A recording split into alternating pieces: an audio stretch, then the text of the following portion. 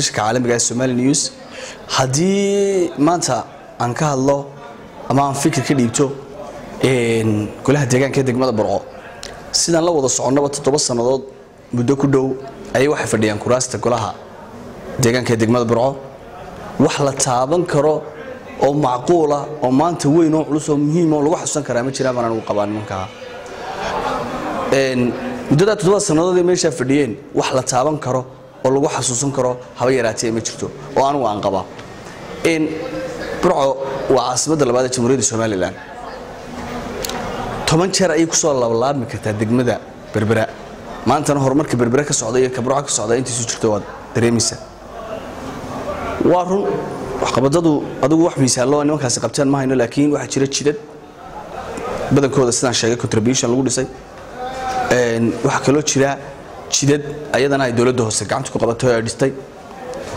nimanka wax muuqda oo macquul ah oo maanta la oran karo 7 sanadood wax u dhigma ayay qabteen wallahi Cabdiraxmaan uma garanayo dadweynaha degmada Burco hadii aad eegto maanta wax ka waraysato ma jirto sabab qof ku dhaato oo qiraya ama uu qiil helaya sabab ay nimankaas meesha ku sii joogaan bulshadu waxay dalbanaysaa in nimankan meesha laga kaxeeyo fashilaada badan baa jira hay'ado badan oo hoos u qarinayna jira wax qabad la'aan baahsan oo degmada ka jirta ayaa jirta sida darteed ma jiraan sabab golahayaasha deegaanka ee degmada Burco dib loogu sii dhigo oo ay meesha u sii fadhiyaan anigu ma qabaynay jirto dawladda hoose waxay u xil saaran tahay dawladda hoose u wada xil saaran yihiin dhammaan in la kala xadeeyo gaadiidada iskaashatooyinka ama istaamada ka baxa nooc doonaan baa ahaadaan dawladda hoose degmada Burco guud ahaan waxay ku fashilatay in ay yaani kala xadeeyaan iskaashatooyinkii iyo maxaa la yiraahdaa ay gaadiidleedii degmada Burco in kala xadeeyaan oo cabashadoodii maalin walba waxay hortaagan tahay taliyaha qaybta iyo barasaabka gobolka Togdheer ay cabashadooda maalin walba hortaagan tahay anigu waxaan qabaa nimankan yaaniga waxa jirto kale bilicdii guud ee magaalada iyo tii gobolka dawladda hoose wax la taabto maanta kama qaban inama yarba iska wuxuu qabso ku iftiiminay magaaladii kuwa kale iska wuxuu qabsay garoomo ku dhisayaan kuwa kale iska wuxuu qabsay dhir ku beerayaan bulshadu waxay u baahan tahay hoggaan rasmi ah oo ku hogaamiya yaaniga dhanka horumarka u jiida bay u baahan tahay ayaan qabaa magaalada waxa kale oo jirta in magaalada Burco maartay ay biyuhu xilliyada roobabka ay biyuhu dhaxyacaan oo ay biyuhu dhax qaadaan dawladihii hoose ama golayaashii deegaan ee ka horeeyay golahan deegaanka hadda talada 7 sanadood hayay fadhiyay waxay sameyn jireen magaalada biyaha way ka kala jibin jireen waxna dooxa biyaha lagu shubi jiray waxna Allahumma salli ala Muhammad de banka magaalada dusheeda baa lagu siidin jiro aydaas ay gali jireen marka ma jirto yaani wax qabad oo la taaban karo hadii aynu eegno isdhexgalkii bulshada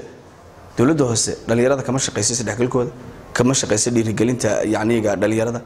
iyo in garamaan la siiyo in la taabagaliyo in garoomo loo sameeyo yaaniga kama shaqeyso wixii loo idmaday 20% ay qabatay waxaan arkay iyagoo Hargeysa la kulmaya golihii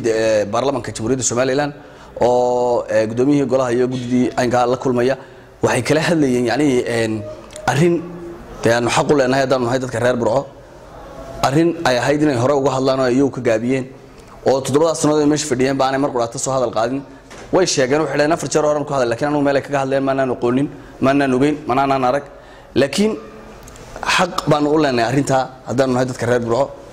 in ay ka hadlaana waa waajibaadkii saarnaa iska ay fuliyeen weeyaan hadii nimankaasi ay maanta garteen inay arinta ka hadlaan waan taageereynaa gar iyo gardarrabana waa barbar taaganahay golayaasha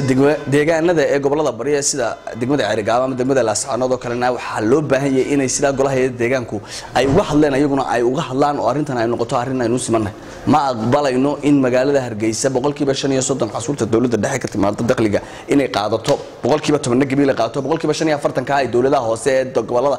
Maroodijeex gobolka Maroodijeex ay kala qaataan 65 kale ee soo harayna min Ceelaaye ilaa iyo Laascaanood loo qaybiyo ma aqbalayno